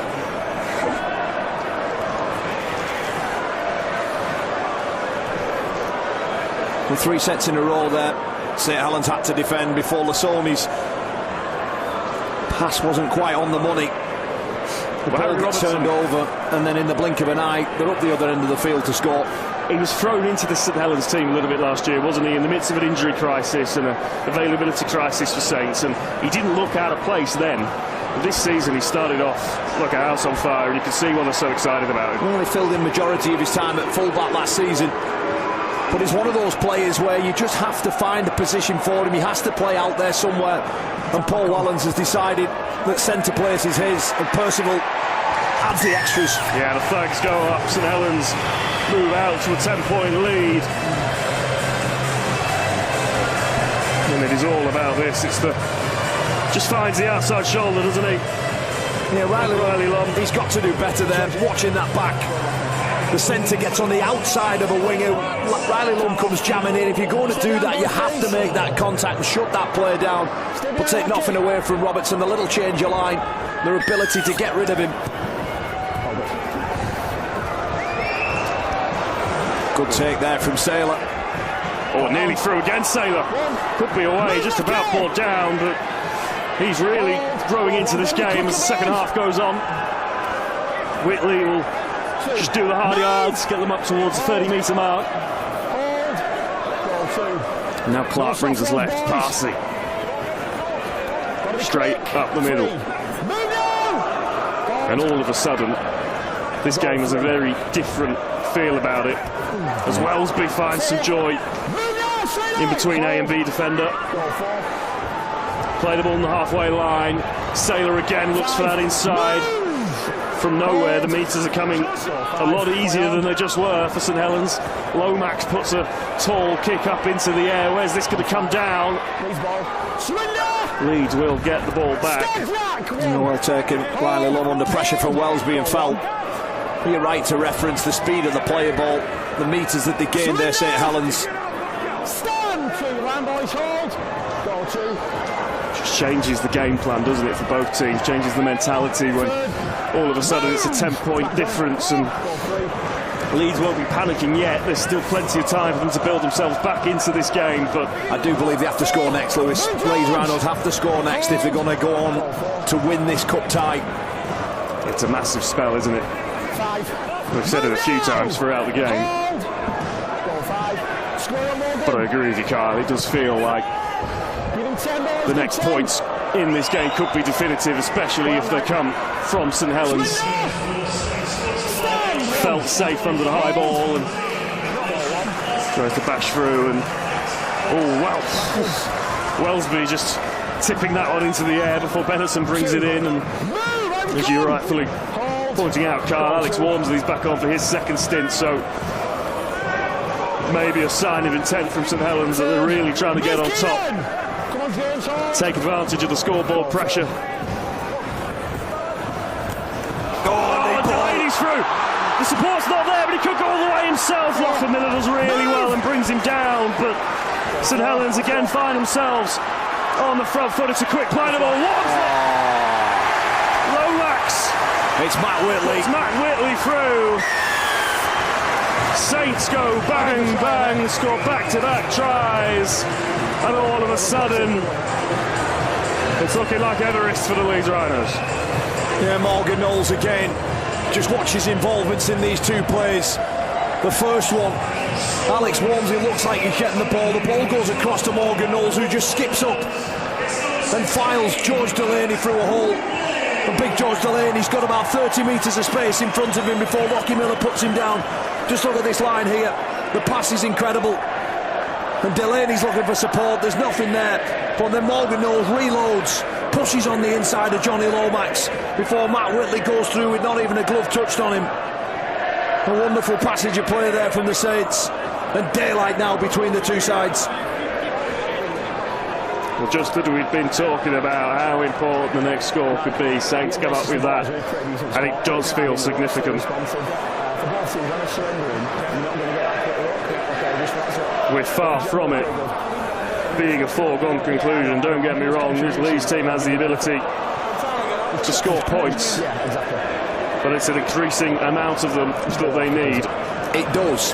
Well, 54 minutes in, I've not seen enough evidence from the Rhinos to possibly threaten and take this game away from St Helens. In fact, if anything, I think St Helens finish this game in fashion and go on and score another couple of tries.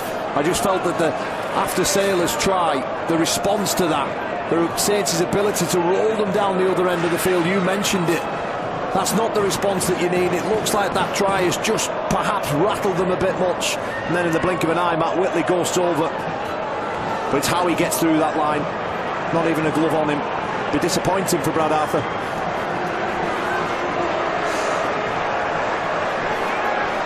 So Percival again, with the job to just add another couple of points to the tally. strikes it well, but this time just pushes it to the other side of the sticks. Well, we were looking for points in this game. The first half wasn't really a lot to discuss, but that's a beautiful line from the youngster. You just wish you could just back yourself. Go, George, go. Lockie Miller does well to bring him down the next play. Matt Whitley.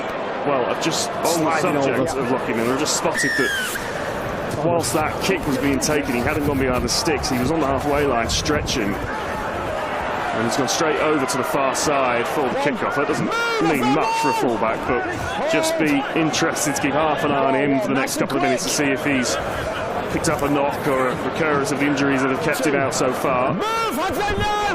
He's still out there. But given the loss of Ackers, if Miller had some issues, you really would feel that Leeds would be in a hole, and they're going to be in a bigger one here because it's a St Helens penalty. They're struggling in this last 5 minutes. Just seem to have lost a bit of composure, don't they? The management, the control that they did have has gone. Saints have got the wind in their sails, and as Lomax puts the ball into touch, they've got another attacking platform. Yeah, Palacia there over the top of Percival, giving away a penalty. But the response to points hasn't been what it needed to be. Lomax, Walmsley, straight back at the middle of the field. I said it earlier, and I think there's some more points coming for the home team. So Saylor up to the line, drops that inside ball into Knowles, and looked for that a couple of times already this evening. Clark, Lomax stepping one way and then the other. He's another player that's just really put himself into this game in the second half. Lomax starting to have more and more influence. Siranin looked to get the offload away on the left-hand side, made the decision to give it a hand, probably the right decision on this occasion. Saylor looks to stab a kick through, it's a good kick, Robertson could be in! And if he's brought that down and scored, I tell you what, that is a fantastic finish from the young man.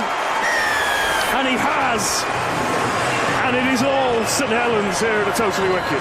What a find, that young man. Harry Robertson, he's at it again. If he's not scoring tries every week, he's creating them, and he's done it twice tonight. Created one, scored one, and I said it was coming. Tristan Saylor, eyes up, the call gets made, the kick's iced, and the finish is brilliant. Does it to bring that in? He's got so much work to do. It bounces up nicely, but he's got two defenders to negotiate. And he brings it in, scores in front of the St Helens fans, and you do have to think now that they've got 1 foot, one and a bit feet probably, in the quarterfinals of the Betfred Challenge Cup. Back-to-back tries for Saints. And they've been hit with a hammer blow. The Rhinos, they've collapsed for what they needed to do in this game, in this close contest. They fell off the cliff big time. Now, for all the talk about the battle in the middle, it's been the pivots that have torn Leeds to shreds in this second half. Time off. It's been chalk and cheese for the Rhinos this half. Defensively, I thought they were brilliant. The way they ended the kicks, the way they went after St Helens and restricted their meters and asked them to kick the ball from deep inside their own half. They needed to do that here in this second 40 to stand a chance. But they've done the complete opposite. They've allowed St Helens to get over the top of them, roll them down the field. They've given away penalties off the back of points. And this Saints side, when they're in this mood, they're too good. And players like Robertson, he's had a special half in this second stanza. Percival adds the extra, 22-2. There's 20 minutes left on the clock. Feels like that has happened in the blink of an eye, Carl. We have raced through this second half, and bar in the first 5 minutes, it's been all St Helens. Yeah. And Paul Wellens will be very, very pleased with the way this team has gone about their work. They've had to be patient, haven't they, Lewis? They've had to deal with that kind of tight contest. Perfect, let's see. But there's still 20 minutes left to play. But from minute 40 to minute 60, it's probably been all St Helens. Walmsley off the back fence up towards the 20. Oh, Whitley met well, forced back. Leeds needs something, they need a spark. St Helens error or a moment of magic from someone in a Rhino shirt, but it's got to come quickly.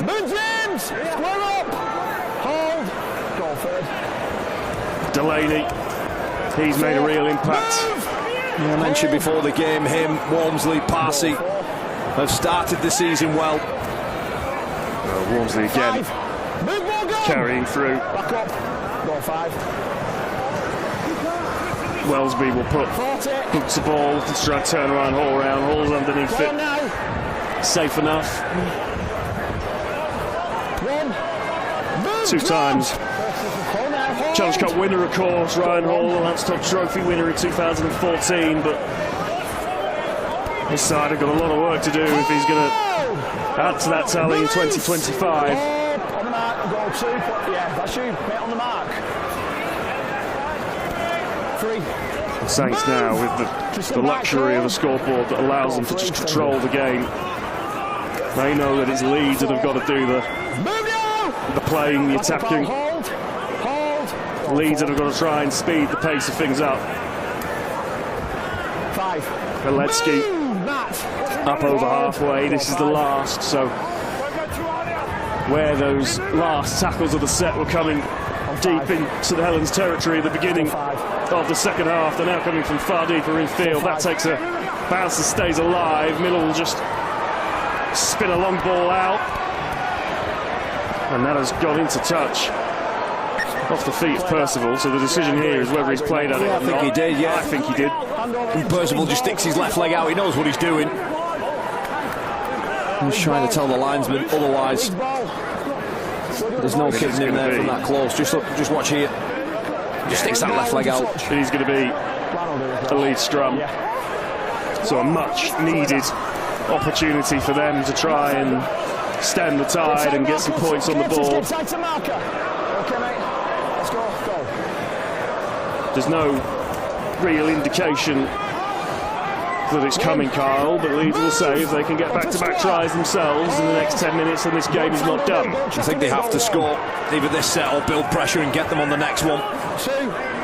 They've got to stand the chance at lines. Simfield at dummy half. Well, complete disarray in the Leeds attacking line. I think they've probably called about 3 different plays there. Everyone was lining up for a different one. Some momentum lost in this set. Bentley with the job of just trying to get his team moving again. He's done a fair job of it as well. Just needs to make sure he is held up over the line, so they will go back 10 metres. The Leeds fans felt that he hadn't quite breached the whitewash there, but back 10 they go. Croft comes up to the line. James McDonald, the man, trying to break his way through. This is the last, so points or a repeat set. Absolutely imperative for Leeds here. Connor puts the kick in. Brilliantly taken, it could be points. Has he got that down? It's Ash Hanley who took it in. The referee says he has. There's a bit of afters here as well. There's a superb finish from Ash Hanley and a wonderful kick as well from Connor. And you felt that the Rhinos had to score in that set to bring a bit of life back into this contest. And Connor's kick, that's inch perfect. The take from Hanley. Cal Felt does well to try and stop him. And Hanley's able to ground the ball down. Let's look at the kick here. Lewis, perfect. Inch perfect. Great timing. Brodie Croft. And a wonderful put down. Ash Hanley does really well to bring that in and finish. Well, now then here, if Connor can convert this, it makes it an interesting 16 minutes. I wouldn't say it opens the door, Carl, but it's certainly ajar. As we say, if Leeds can score next after this, then... Well, they have hope. They have hope. They have to get 2 converted tries to draw it level. Having said that, Connor has to add this. And he does. So over it goes. St Helens 22, Leeds Rhinos 8. We are not done with 17 minutes left in this game. Brilliant to have you with us here at the Totally Wicked Stadium for this Betfred Challenge Cup 4th round tie.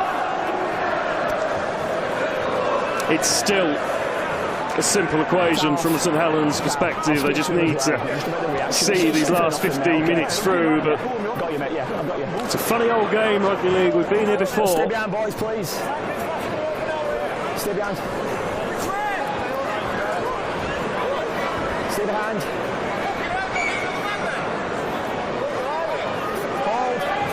Leeds have to score next. The kick-off goes deep. And Ledsky will return it from pretty much off the stand. There's one thing for certain, the Rhinos can't afford to concede another try in this contest. No way. Well, they have to be perfect, really, don't they, from here on in? No errors, no penalties. They could do with Saints giving them a few of their own.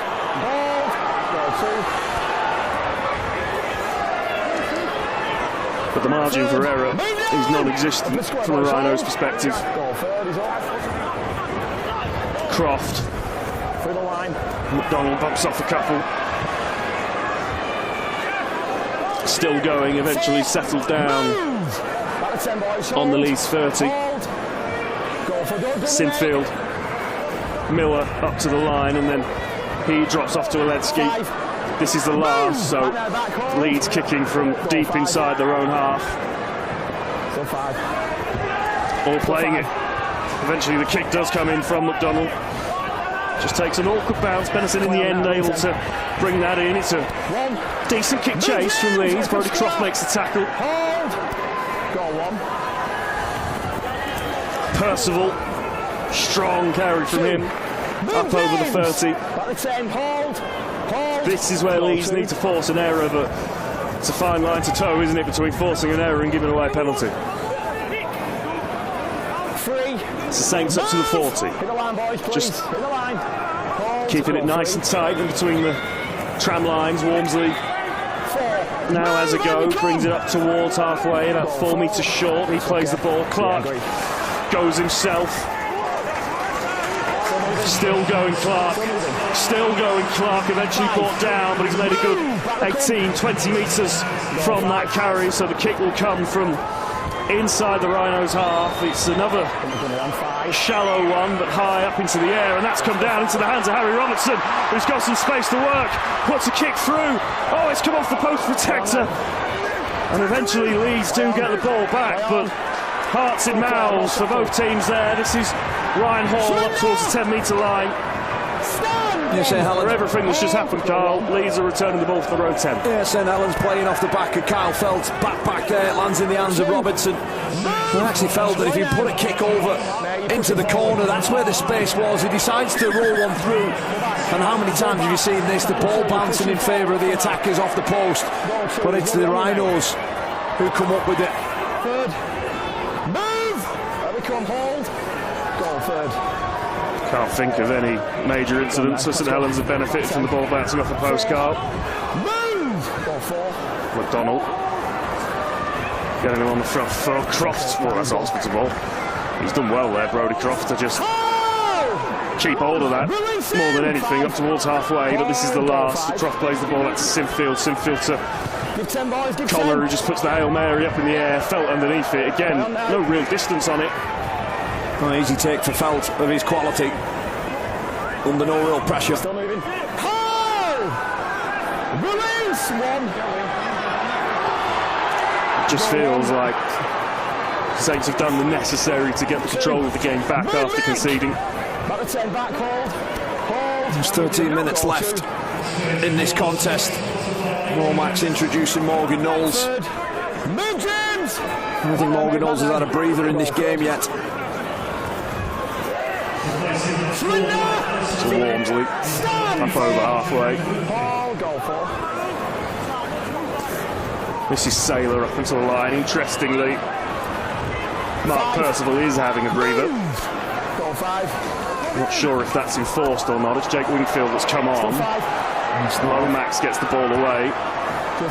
And then Wingfield just puts his foot to it. That's taken a tricky bounce. Actually, it does go dead just for a second. That looked like it was sitting right up. Well, from where we're at here in the stadium, we can see down onto St Helens' bench, and it looks like Mark Percival's in a bit of discomfort there as he's receiving some treatment. But I don't think that's a breather, Lewis. No, that looks cause for concern. Not the kind of play that you would expect to come off at this stage in a game like this, so that is a cause for concern from a St Helens perspective. Both teams taking a few casualties tonight. Croft, Connor, now they look to apply some width, and maybe they can find some joy down this right-hand side with Harry Newman, but he stopped just short of the Saints 40. Still tackles in hand for Leeds, so an opportunity to try and put Saints under some pressure is Aletsky. Move! Morgan, get back, please. Dead centre options on both sides for Sinfield. It comes right to Miller, who puts a flat pass across for Newman. Hall will take Benison on. And Leeds are into St Helens, 20 metres on the last. Miller puts the kick across. It hangs in the air. Kyle Felt looks to get underneath it. It's come down. Could be an opportunity for Leeds. We're back to 0. A full set then for the Rhinos. A little bit going on in back play. Jake Connor involved.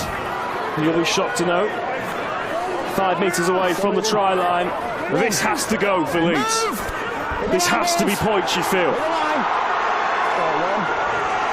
Sinfield looks to go himself, and the gap was nearly there. Yeah, I thought it opened up through for a split second. Stopped just a couple of metres short. Now they come deep right. Croft inside to Miller. Miller gets away from one tackle and another. Still going. Lockie Miller gets the offload away. Connor puts it into Rose. No. Jake Connor. He's gone for the big play. The showpiece. And he's just thrown it into about the 4th row of the northern side of the ground. Well, there was still probably 3, maybe 4 tackles left in that set. Look at this, he winds it up. He winds it up and lets it go. Riley Lum looks at him as if to say, what do you want me to do with that? Huge chance gone. A huge chance. That could be the ball game. Come on, Jack. Time's off. With around 10 minutes left on the stadium clock. That clock on your screen, just a guideline. It's not hooked up to the referee's watch. Time back on. Sinfield almost got there. It's good work, isn't it? As Alex Walmsley managed to get his arm underneath it and just stop him from going through. 2. Move! Let's go, Harry! That would have made things interesting, but just a moment of madness from Jake Connor. Shuts that move down.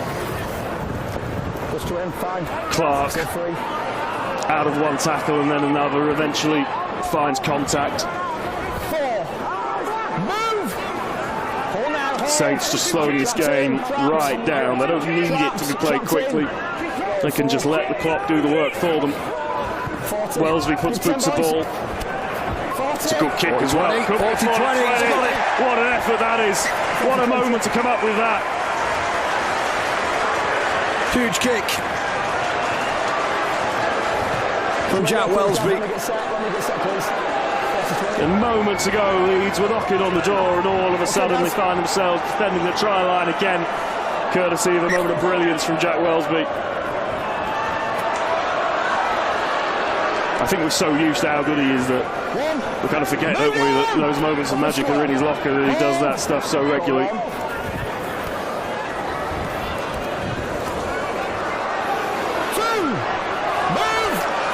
Saints looking for the killer blow, the try that would book their place in the quarterfinals of the Betfred Challenge Cup. Clark with options on both sides, goes right. Lomax keeps it in hand, almost finds a gap, then finds the offload. Clark looks to reset the move. Welsby, he steps back in and will go himself. Brought down fairly central. They come left again. Could be in here. Stop just short. Last one.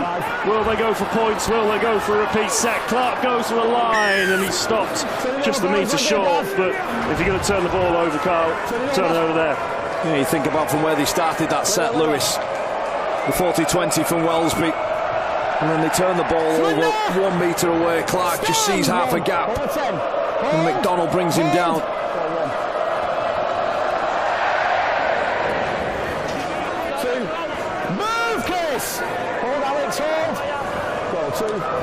You can just feel the Saints fans. They're almost a sigh of relief around the ground. You can feel that they feel it's one. The penalty for Leeds will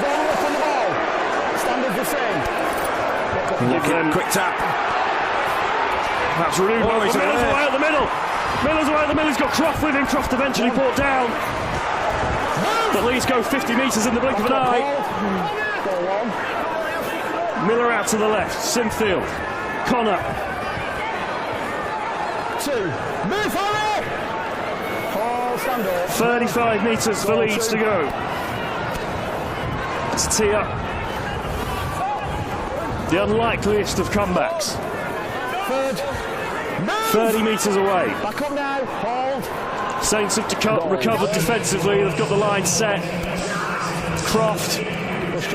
Fall about the big ball over the top of the hall. Keeps it in hand. Hold. Go for. Sinfield. Palacia. Connor stabs a kick through. Wellesby trying to get across to it. And the ball's gone forward from a Leeds hand. Yeah, Riley Lum just can't take the kick in. A tricky pick up for him. Better idea for Connor at the end of that set.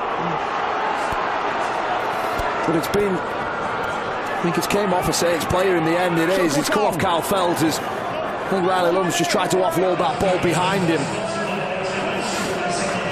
So Carl, about 5 minutes left in this game. I'll give you a second to think about your Betfred player of the match. Let's go then, Carl. 10 seconds. Alex Walmsley comes off for the second time tonight. 2 big stints from him. So Felt hooks a ball. Takes an awkward bounce. Zalewski takes it in.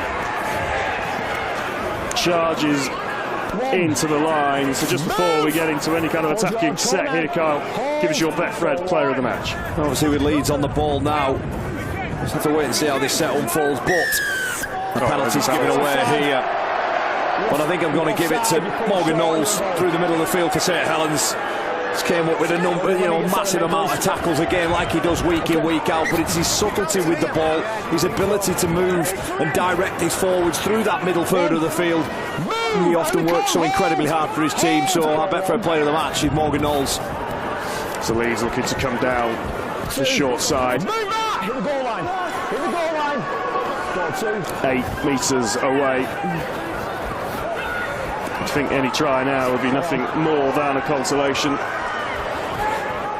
Lum, Tristan Saylor all over him. Move on it! To the line, please, George. Hold. Goal free. 4 minutes left on the stadium clock here at the Totally Wicked Stadium.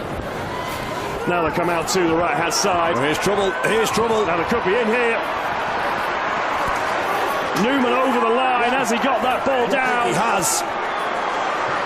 Try given by the referee, so Leeds do get more points on the board. Wow. Well, I've seen it happen, Carl. You've been here before. It is a long way back, and I'd still rather be on Saints. Yeah, I'm happy with that. Well, if Connor can add this kick, Lewis, then do not go anywhere. Because this game is going to be far from won if Connor gets this. There's a chance, albeit a little chance, but it's still alive for the Rhinos. So we are not done. 3 minutes left in this game. 8 points the difference. So it's still a long way back for Leeds, but I'll tell you what, Carl, I maybe don't want to remind you of this one, but I was there in Newcastle. Catalans came from dead and buried to win that game a few years ago. 3 tries in 5 minutes, There at Hull Car for that £1 million game madness. This is rugby league, these things happen. 3 minutes on the clock and 8 points needed. Stay down, boys, please. Stay behind. It's probably mission improbable. Okay. So Felt puts boots the ball. It's a high one. Just giving that kick chase time to get out. And Ledsky up towards the 20. It's going to have to be globetrotter stuff from the Rhinos. Everything here has got to be attacked. They're just going to have to play. Out they come to Palacia. Connor brings ball up to the line. Hanley stops short. Saints cannot afford to concede a penalty here. They've got to be squeaky clean in the ruck. Do that, they win the game, you feel. 2.5 minutes left on the clock. Leeds need 2 scores. Now they come out to the right-hand side. Connor again. Ball out to Croft. They've got the numbers if they can put them away. Ryan Hall puts boot to ball. And that has gone out via the boot of John Benison.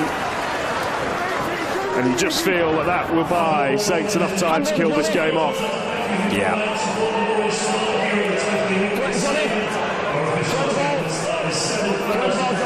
It's going to be Saints ball as well, because that wasn't played at, says the referee. I'm inclined to agree with him. Clocked into the red on your screen. There's about 2 minutes left on the stadium clock. But the important thing here is that Saints have the ball in their hands, and with Leeds needing 2 scores, you would suggest, Kyle, that they've just got too much to do. Yeah, far too much to do now. Still moving. 1. Move down! Hold. And Saints will be in the hat for the quarter-final. Of course, we've got all of those other games. Move! A couple been having out tonight. 6 again! A few more tomorrow as well. Repeat set as well to finish this off. It's that 10-minute burst, isn't it? About 5 minutes into the second half that's done the damage here. Hold. Saints ruthless in that spell. Move! Back now. Hold. And they will just manage the clock with a minute left. Lomax to Parsi. Third. Move, Mick! Come now. Powell in. Hold. Play the ball. He'll come out to the left-hand side himself. He's going to have to surrender here. Just overrun by Sirinin. It's just those 3 back-to-back tries, Lewis, that really hurt the Rhinos. And that'll frustrate Leeds and Brett Arthur, because they'll probably look at this and the other 65 minutes of the game. I feel like they've given as good as they've got, but as you say, just that 10-15 minute spell. I think 3 back-to-back tries. I think the second half overall has belonged to St Helens. I think, you know, after a decent start from the Rhinos, Saints have been able to sort of ride that pressure, but then they just upped the ante. They hit the Rhinos with a sucker punch to advance through into the quarter-final. So there we go. Leeds made a little bit nervy in the closing stages, but it's St Helens that march on to the Betfred Challenge Cup quarter-finals. 2 wins away from Wembley for the Saints, and in the end they've done it in relatively comfortable fashion here at the Totally Wicked Stadium, beating Leeds 22 points to 14. 2 late Rhinos tries just perking their interest up a little bit. But as you said, Carl, once Saints went back to back to back in the middle part of that second half, it never really looked in doubt for the home side. Paul Learns will be very pleased with his team's work. I think he'll be very pleased in the second half, the way that his pivots linked together, the way that Harry Robertson came into the game, and as you've mentioned, Morgan Knowles all over every blade of grass. Yeah, he worked incredibly hard tonight, that has to be said. I like what he did with the ball and without the ball. You know, so often we talked about heading into this game about how the middle units were going to come after each other, and I just thought he was everywhere. But it was those 3 tries in the second half where all the damage was done. The Rhinos collapsed in a 10-minute spell. And ultimately it's that part of the game that's probably cost them. And you're right to mention Paul Wellens, he'll be delighted. They struggled for points last week after being under a bit of pressure. Well, tonight they found them. Harry Robertson coming up with a couple of special plays.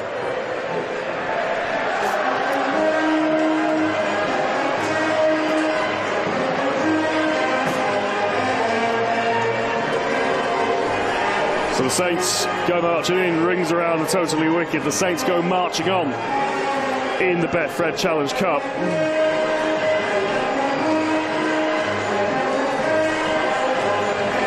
And you have to feel,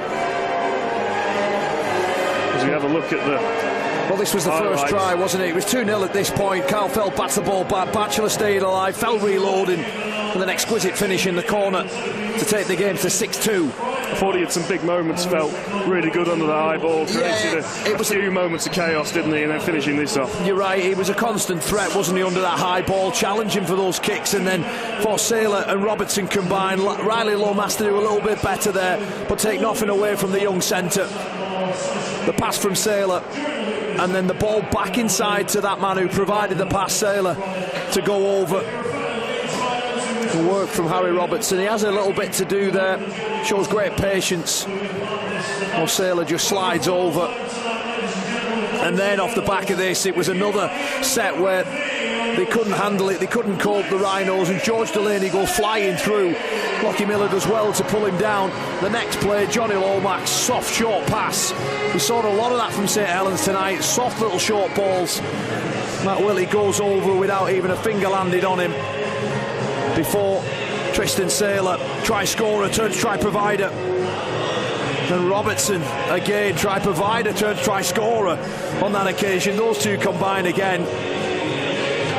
And that really was the difference, that 10 minutes, that ability to step up the ante, up the intensity, and crucially go bang, bang, bang with tries before Jake Connor just lifts a delicate little kick over. It's actually quite a nice try, this, through Ash Hanley. But that was as good as it got, really, for the Rhinos during out most of the contest before, right at the very end there, Harry Newman has a lot of work to do here and takes his try really well. Just keep your eyes on Newman. He gets the ball in his hand here, gets on the outside of Whitley, sells Bennison, beats Lomax, Wellesby, and has enough strength to get over. And that threatened, with 3 minutes to go, it threatened a potential late comeback, but perhaps the scoreboard with 8 points was just too much to close that deficit. And it's St Helens who advanced through into the quarter-final. An important win, you feel, off the back of last week's loss here to Hull Kingston Rovers. But they got back on the horse and they crucially got some points registered to the name. We wondered if it would be repeat or revenge from the Betfred Challenge Cup last season. It is again St Helens who put their place in the next round, but it is wide open, isn't it? Yeah. We'll see what the next few days bring, and we'll see what Monday's draw brings. But anyone that's in the hat in the last 8 will fancy their chances of making the final and going on and winning it. No, they sure will. There's no doubt about that. We can go down pitchside now to Paul Kidd, who was with our Betfred player of the match, Morgan Knowles. Morgan, first of all, congratulations. You've got yourself the player of the match there, but just how tough was that out there tonight? Yeah, no, it was really tough. You know, especially that first half. You know, it was set for set, and you know, Leeds are right in it. You know, they're a great team. You know, we definitely had to earn it tonight, and a lot of hard work went into it, and you know, got some points there in that second half. But yeah, really hard fought win. You mentioned the hard work there. Obviously, your forwards were absolutely immense tonight, but yourself in particular, one of the reasons you got that player of the match was the big minutes you put in, your work ethic whilst you were on the field. I think you put in something like 77 minutes there. Just how on earth did you get through that personally? Well, you know, it's not just me. You know, there's, you know, my job's made a lot easier by, you know, people around me, and you know, the lads coming on, bringing loads of energy. You know, they're carrying more than I am, and yeah, you know, happy to body be feeling well and getting a few minutes in, but you know, it's credit to the team. The team, you know, I'm just a small part of a little cog in the machine that is our team, and happy to get the win. You talked there about the team ethic and the teamwork. Just what does it mean to you and your teammates now to progress into the quarter-final of the Challenge Cup? Yeah, it's massive. We put a real emphasis this week on the Challenge Cup and how big it is to us as a team, club and the town, and we want to get back there, we want to get to Wembley and have those experiences again that we had in 21, and it's massive for us, and we're really going for it. Morgan, thanks for joining us so quickly. We'll let you get back to the boys and bring in head coach Paul Wellens. Paul, you must be absolutely delighted to have got through that tie tonight. Yeah, really pleased. Obviously, it's can be quite anxious cup ties because obviously we know it's do or die. But I thought the way the lads handled it tonight was fantastic. And there were periods in that game where we really had to dig deep and hang in there tough, but the players were prepared to do that. You talk about digging deep there and being anxious. Obviously, a scoreline at half-time of 6-2. But looking at your performance in particular, you must be really pleased with the patience that you showed in that first half building the platform. Yeah, absolutely. And, we reminded ourselves of that at half-time, is that, good teams don't just go away. You've got to make them go away. You've got to be, stick to your game plan, be consistent with it. And I thought at the start of the second half, we did that, really, really well. And obviously that then told on the scoreboard. But, like the quality side that Leeds are, they didn't go away. We just spoke to Morgan Knowles there about his game time. 77 minutes. Just a quick word there on Morgan and his work ethic tonight. Yeah, just off camera there, I can hear Morgan's comments. He's probably been a little bit modest there. His performance today was incredible. And he's been incredible for us for many, many years. But it's because he can do things like he did tonight. His engine's one of the best that there is in the game. And he's able to do that because he works so hard, week in, week out. And from your point of view as of the coach of your hometown team, just what would it mean to you to take this side to Wembley? Oh, it'd be special. There's no getting away from that. I've been around the game a long time, but to coach my hometown club is truly an honour for me, and to be able to do that down the track would be fantastic. But obviously there's a lot of hard work to be done by everybody between now and then, and that's our focus at this moment in time. Paul, many thanks for joining us so quickly, and wish you all the best next week. My pleasure, thank you. Thank you, all the best. So we go, Paul Wellens, a happy man, and why wouldn't he be? His team into the quarter-finals of the Betfred Challenge Cup. That scoreboard doesn't quite tell you the story of that second half, does it? Saints shooting out to that 22 points to 2 lead, Kyle. The 4 try scorers, and you have to say all of those tries well worked in one way or the other. Yeah, no, look, it's an important win for St Helens. Obviously the Leeds Rhinos, they exit the cup. And St Helens, they're in the hat, they're in the draw, and they've still got the hopes and ambitions to get back to Wembley. It's been a 2021, I think it was the last time. Obviously St Helens got there. So. Don't pretend you don't know, Carl. Yeah, I can't remember who scored the final try either, Lewis. The winner, wasn't it? Well, I wouldn't go that far. But going back to the game tonight, St Helens, that you're right, those 3 quick tries ultimately were the difference, and as the scoreboard suggests, 8 points in it. Yeah, the Betfred Challenge Cup dream goes on another round for St Helens. They are in the hat for the quarter-final. They will await Monday's draw, of course. Still plenty of games to be played across the weekend, so we find out who else is joining them in it. Kyle, absolute pleasure as ever to have you with us. Thank you for tuning in. Really entertaining 80 minutes of rugby league here on the Sports, and we'll have plenty more throughout the season, so make sure you hit that subscribe button if you haven't done already. The Last Tackle, as ever, will be back on Wednesday night. We'll be there throughout the season, and we'll be back with plenty more live rugby league on the channel. But until then, fantastic to have you with us. We'll see you next time. What a special atmosphere for one of the great occasions of any rugby league season. He's got the strength, he's got the speed, French! Dazzling in this wonderful, most famous and historic of competitions.